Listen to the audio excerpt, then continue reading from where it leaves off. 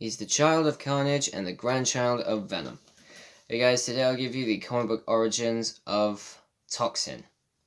Toxin is actually a fairly new Marvel character, as he's only been around since 2004. But he has definitely made his mark in the symbiote world, for actually at times being known as the most powerful symbiote ever known. But basically, it starts with Carnage, who is about to give birth, but all he felt was hate and fear to his new offspring. Well, for his to soon be offspring. But when Venom found Carnage, he actually became aware of his pregnancy and wanted to kill it, as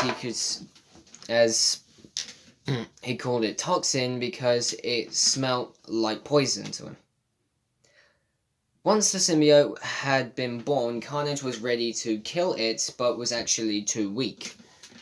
So he left it with a man named Patrick Mulligan, who was a police officer.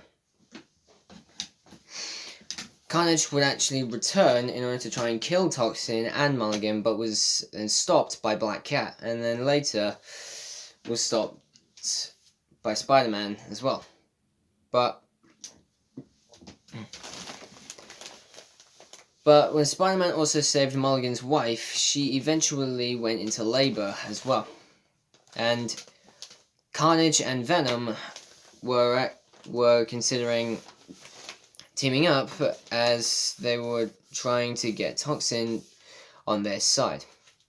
But unlike them, Toxin actually had a sense of morality and knew what was wrong. And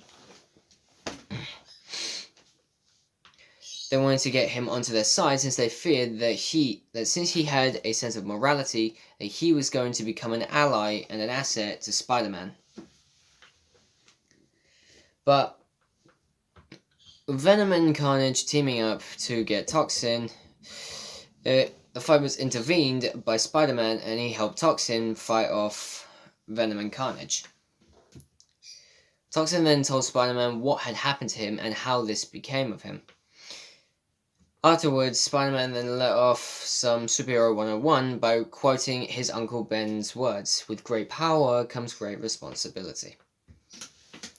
With this, Toxin decided to use his abilities for good, and would not try and do anything bad or wrong in the sense that Venom and Carnage did. In another issue, we actually see that Mulligan tried to commit suicide by throwing himself in front of a train, but Toxin intervened and saved him at the last second, because Mulligan didn't really want to die. Mulligan also agreed with Toxin that he would allow him 2 hours of playtime. That's time that he was allowed to be unleashed, but during which he was not allowed to commit any crime at all, so no murder, theft, arson, rape, or anything, which is fairly reasonable. Since Toxin was technically still a child, Mulligan was trying to teach a symbiote the ways of being good instead of bad. But when Mulligan was actually beaten to death by Blackheart at one point, the Toxin symbiote then left and joined with Eddie Brock.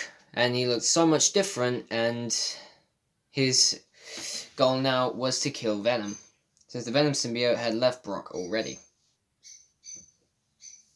But Toxin's abilities basically include all the ones that come with all the symbiotes, so super strength, agility, sticking to walls, unlimited supply of webbing, and much like Carnage, he can turn his hands and appendages into weapons. He can also pick up a scent of not just symbiotes, but anyone else, as long as he has something to track them by. But he can even camouflage and shapeshift as well. The resemblance of Carnage and Venom is quite visible, as he has Carnage's features, but he looks like he has Venom's body. But that's about it for Toxin, guys. Be sure to like and subscribe and comment what you think down below, and I'll come back tomorrow to give you more origin stories. I'll come back next week, sorry. So, guys.